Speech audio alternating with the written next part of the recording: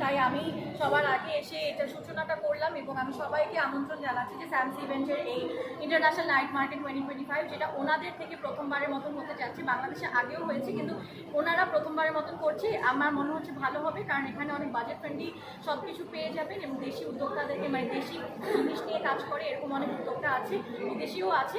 তো আমার কাছে মনে হয় যে এখানে শপিং করে সবাই আর কি হ্যাপি হবে, ভালো লাগবে সবার। নাইট মার্কেট, হ্যাঁ, নাইট মার্কেট এই বিষয়ে বাংলাদেশে কতটুকু গ্রহণযোগ্য হবে বা কতটুকু সমাদৃত হবে?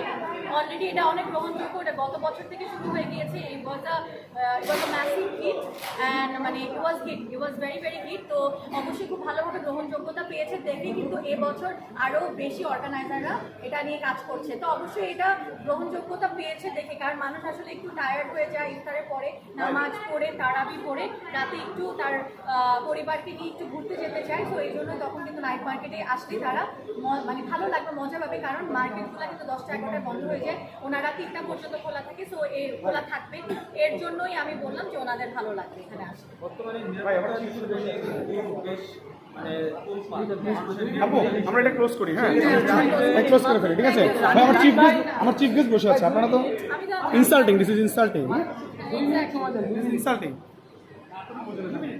একটা শেষ নাকি কোয়েশ্চেনটা নিয়ে আপনারা হচ্ছে যে এখন বর্তমান প্রেক্ষাপটে আসলে শুধু